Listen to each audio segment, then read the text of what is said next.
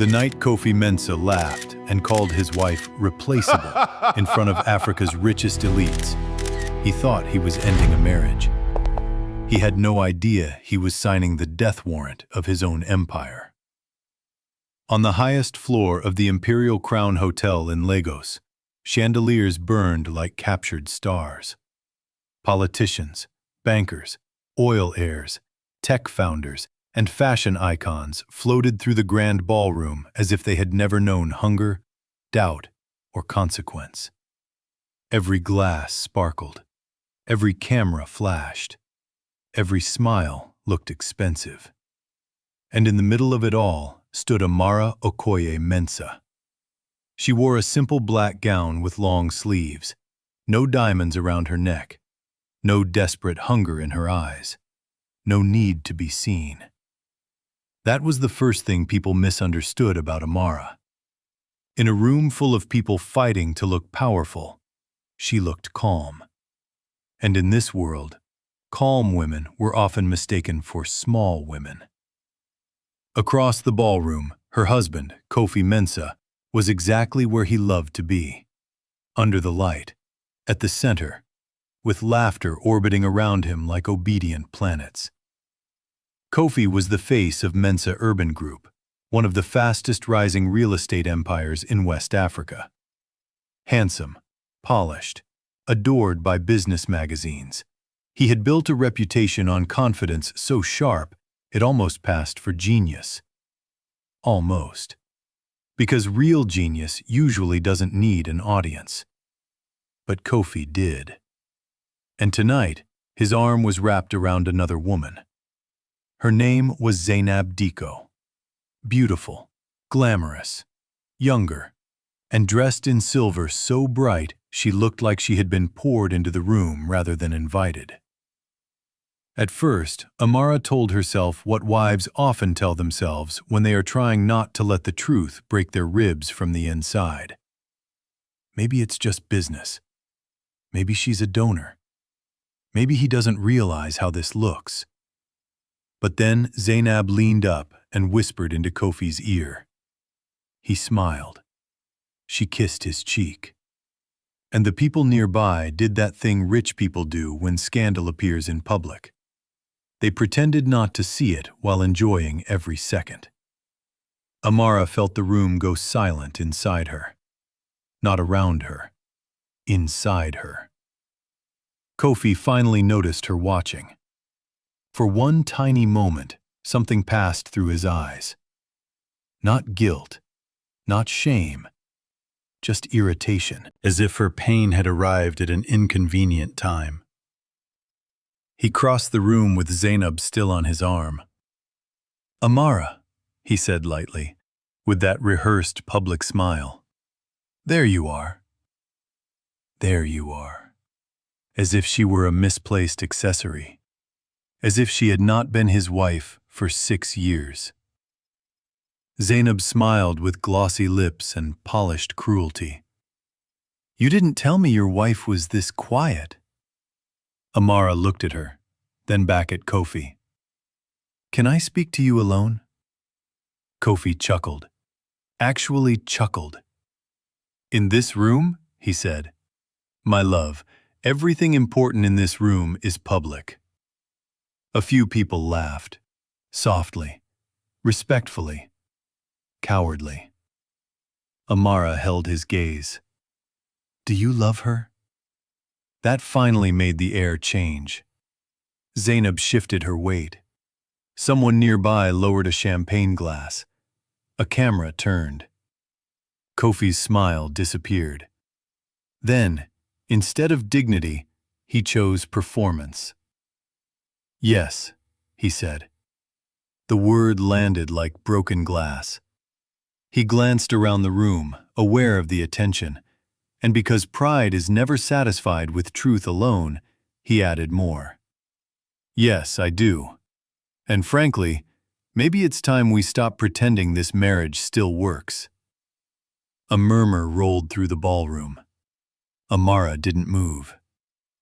Kofi looked relieved now. Almost energized, as though public cruelty had given him courage private honesty never could. "You've always been decent, Amara," he said. "But let's be honest, you were never built for this world. You don't understand what it takes to stay at this level." Still the room listened. Still no one stopped him. He exhaled, then delivered the line that would haunt him for the rest of his life.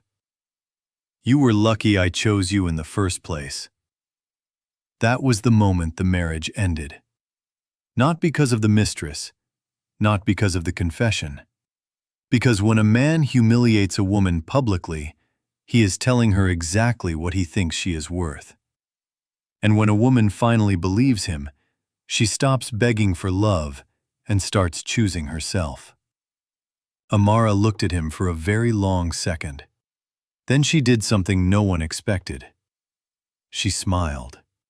Not a wounded smile, not a desperate smile. A small, almost merciful smile. And that frightened Zainab more than anger would have.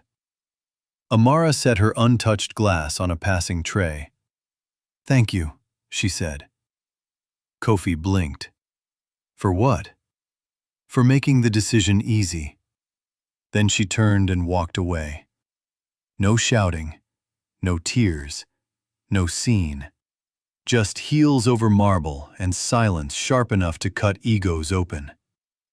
Behind her, the ballroom remained frozen, and Kofi, who had spent years believing he understood power, had no idea he had just watched it leave the room. Rain followed her all the way home. The Mensah mansion in Ikoyi was the kind of house magazines called timeless, and lonely people called success. Tall gates, imported stone, Italian lighting, staff trained to disappear when tension entered the room.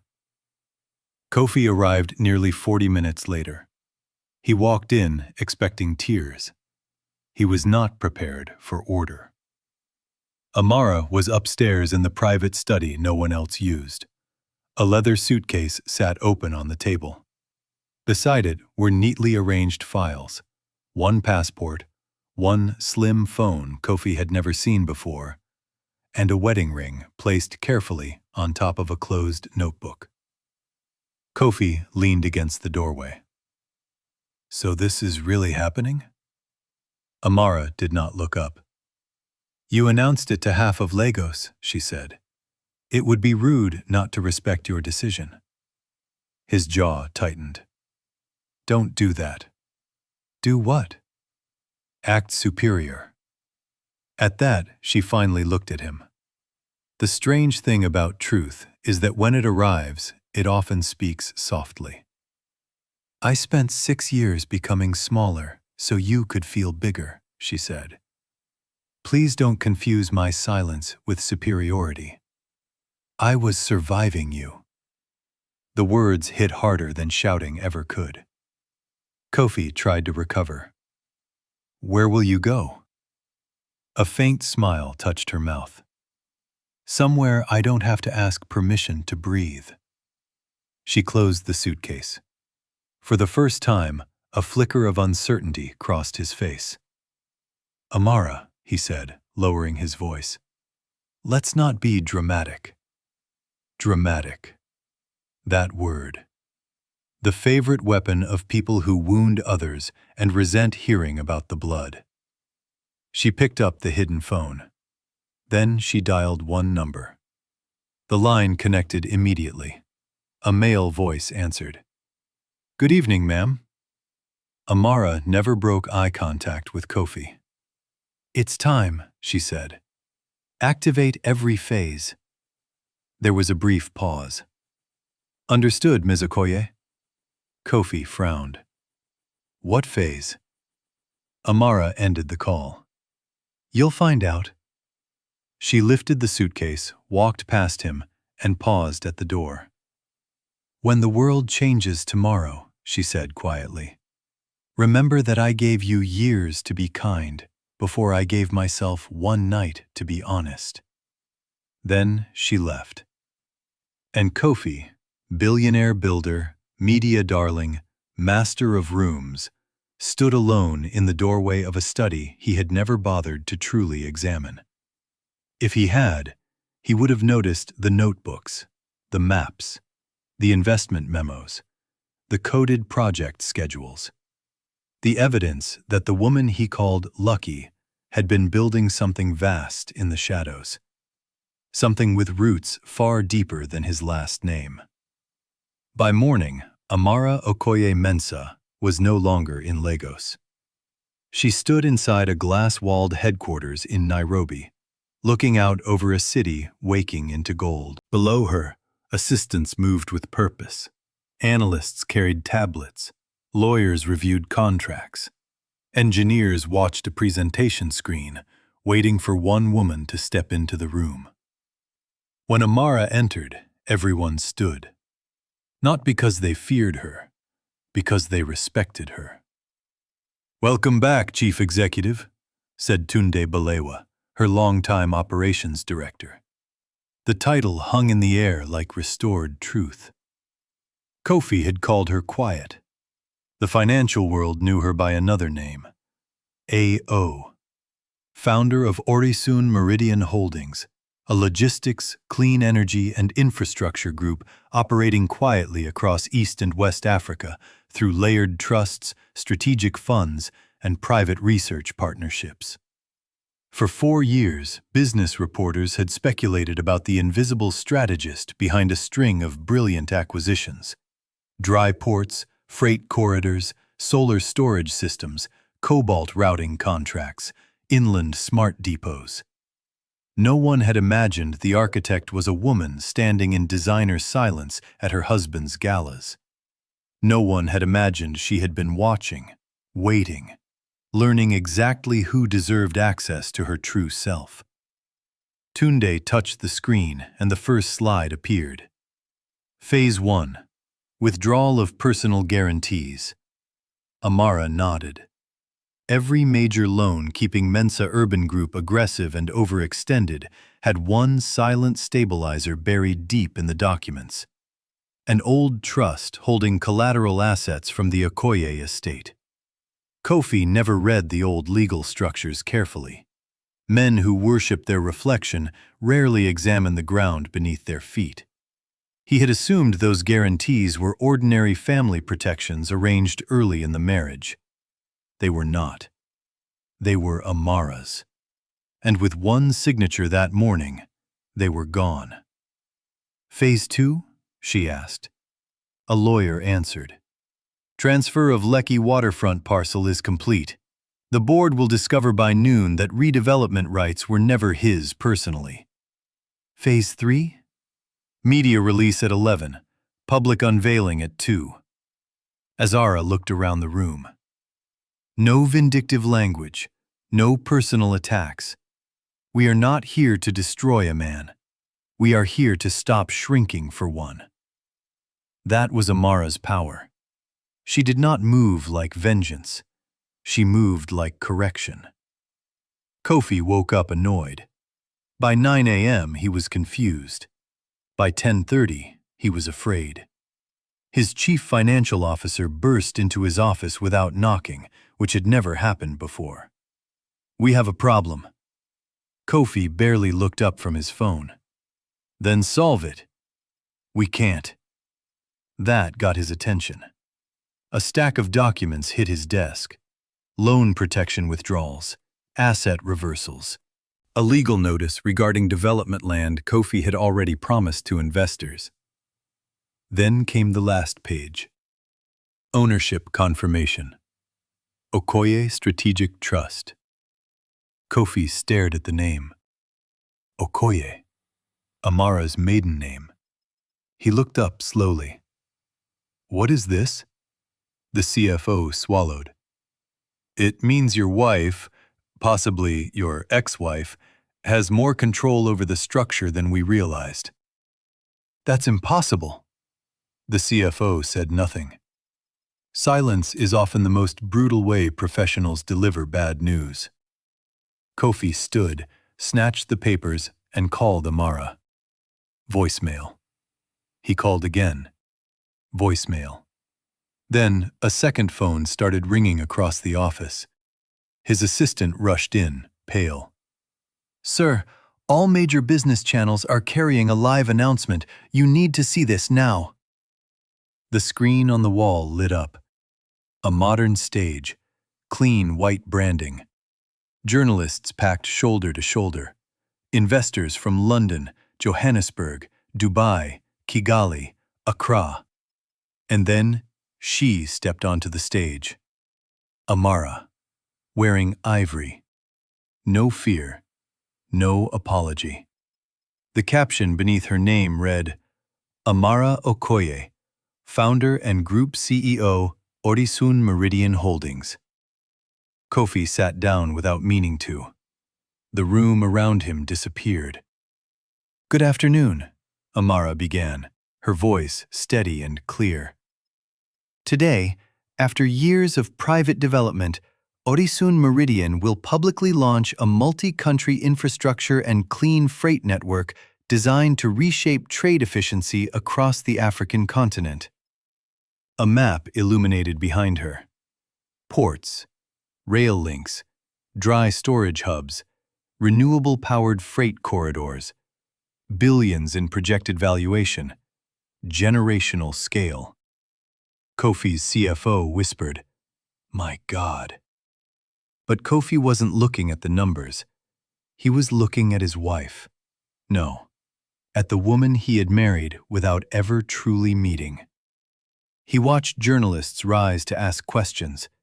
He watched economists call the strategy historic. He watched foreign investors applaud. And for the first time in his adult life, Kofi Mensah felt small in a room where nobody had insulted him at all. 3 days later, Kofi received a full private report. University records from Cape Town and Oxford, merit distinctions in infrastructure finance and systems engineering, board placements through proxies, silent seed funding in green logistics startups. The inheritance he had mocked as family comfort money had, in fact, been transformed by Amara into a continental machine. It wasn't old money. It was disciplined money, intelligent money, patient money. The kind of money that doesn't scream because it already knows it can outlast applause. Kofi read the report twice, then a third time. His hands shook when he reached the personal file notes. Amara Okoye.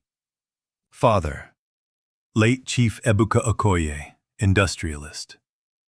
Mother, Professor Nneka Okoye, economist. Known for privacy, low-profile negotiations, philanthropic education networks, female engineering fellowships. There was more. A recommended psychological note from an early advisor. Subject intentionally downplays status in romantic settings. Stated reason? I want to know if I am loved without leverage.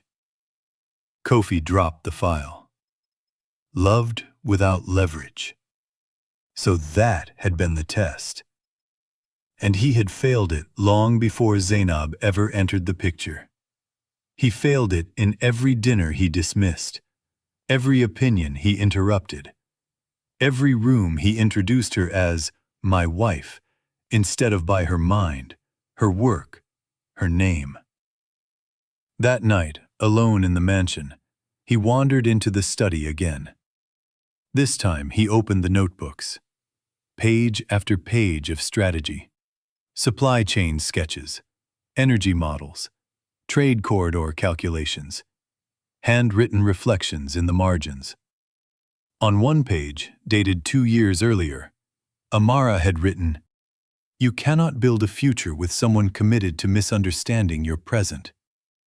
On another, "Today Kofi told a guest, I don't concern myself with serious things." I smiled.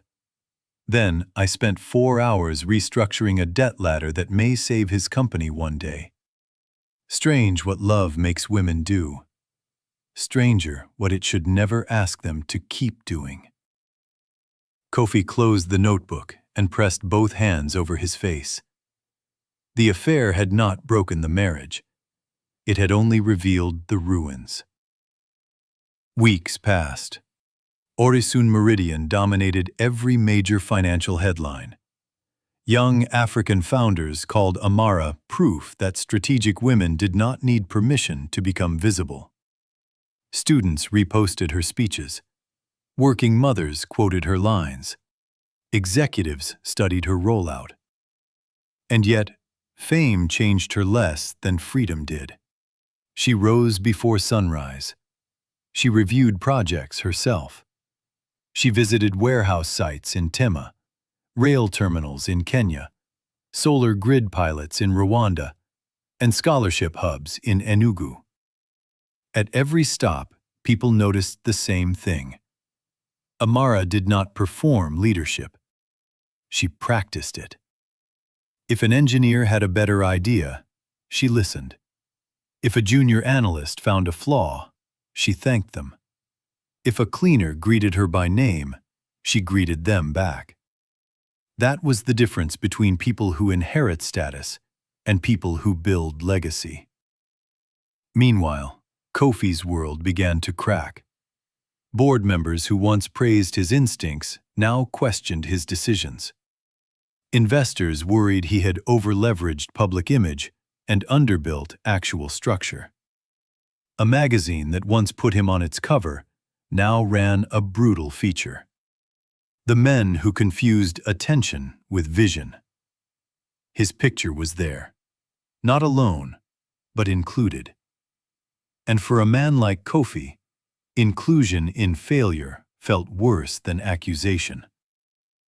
Zainab disappeared from public view almost immediately. Scandal companions rarely survive the first storm. But Amara did not celebrate any of it. When Tunde showed her a report on Mensah Urban Group's falling confidence score, she only asked one question. Are our people protected? Yes. Then keep building. No mockery, no revenge speech.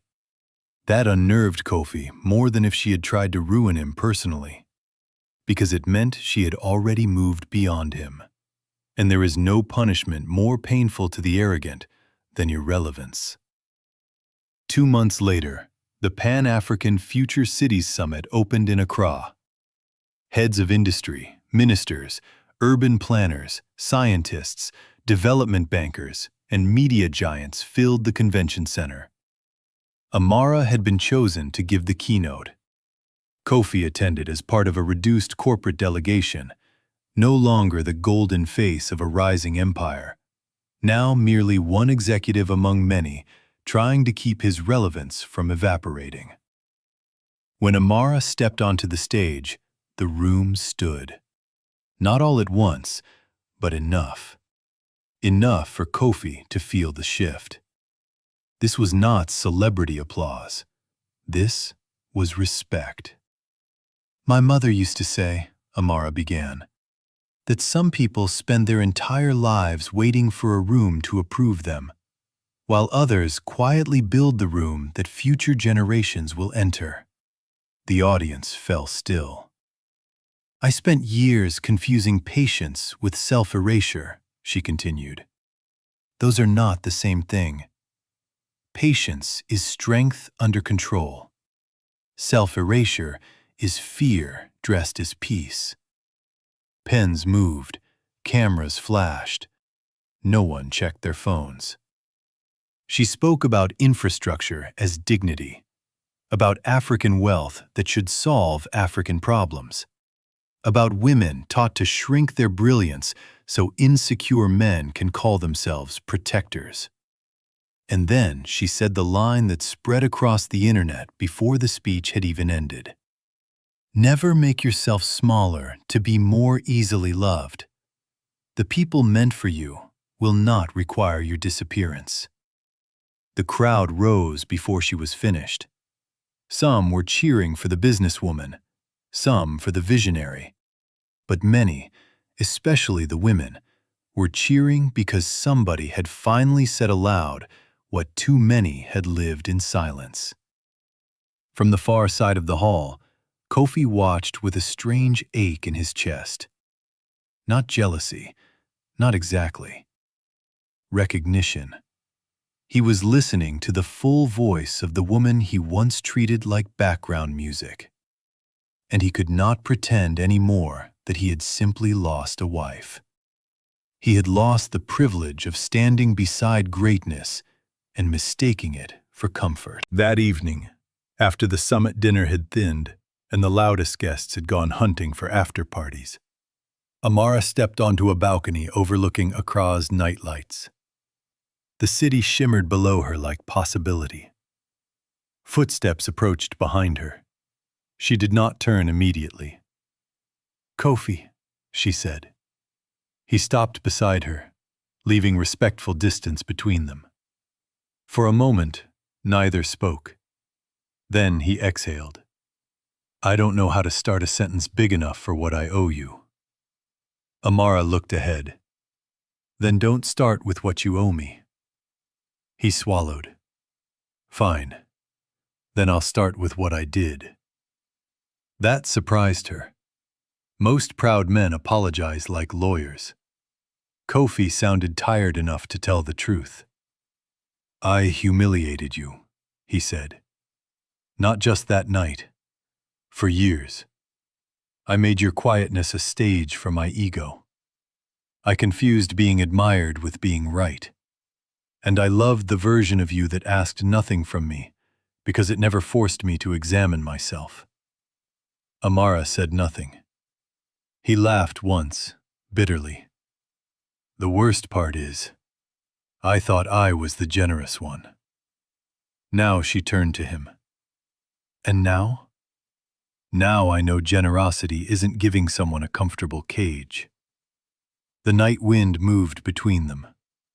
For the first time in years, he was not performing intelligence.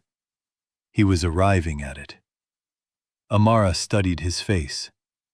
There was still pride there, but something had cracked beneath it. Good. Some men only become human after life humiliates them in the language they once used on others. "You cannot return me to the years I disappeared inside your marriage," she said. "So don't apologize hoping for restoration." "I know. And don't admire me now because the world does. That would only be another insult." His eyes lowered. "I know that too." "Then what do you want, Kofi?" He took a long breath. "To become a man who would have deserved the woman I had, even if I no longer get her back." That, finally, sounded honest. Amara looked over the city again. "That would be a better use of your pain than begging." He nodded. And something inside him softened, not because she forgave him romantically, but because she gave him something harder than romance. A chance to change. A year passed. Horizon Meridian expanded across 12 countries. Its apprenticeship program for young African women in engineering became one of the continent's most respected initiatives. Clean freight routes reduced costs for small producers. Rural solar storage networks preserved medicine and food where old systems failed. Scholarship recipients wrote Amara letters she rarely posted, but always kept. And if you asked her what she was proudest of, she would not name valuation. She would name access. Because real power is not how high you rise. It is how many people breathe easier because you did. One morning at the opening of a new innovation campus in Kigali, a young woman in a navy work jacket approached Amara with trembling hands. "Ma'am," she said, "I just wanted to thank you." Amara smiled. "For what?" The young engineer hesitated. "For being visible. In my village, brilliant girls are praised in private and doubted in public. When they showed us your speech in school, something changed in me. You looked like us, but you did not ask permission to lead." Emotion touched Amara's eyes before she could hide it. "What is your name?" she asked. "Abeni." "Well, Abeni," Amara said gently, "do not only thank me, outgrow me. The girl laughed through tears. And in that moment, Amara understood something even success had not fully taught her. Healing becomes legacy the moment it stops ending with you. As for Kofi, he never fully recovered his old public shine. But maybe that was mercy. He stepped down from the spotlight he once worshipped and began doing quieter work inside his company. Debt repair, governance reform, mentorship, internal restructuring. It was not glamorous. It was necessary.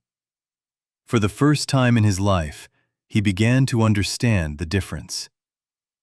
Months later, Orisun Meridian invited several business leaders to a new transport corridor launch outside Dakar.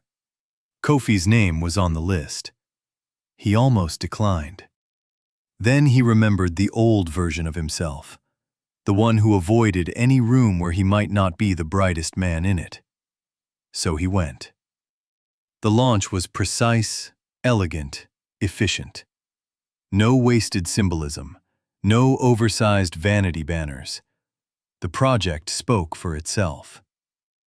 After the ceremony, he found Amara standing near the edge of the site, watching cargo units move through a solar-fed smart terminal with the calm satisfaction of someone seeing an internal vision made visible. He walked over. "This is extraordinary," he said. She nodded. It was always possible. People just prefer doubting women until the numbers embarrass them.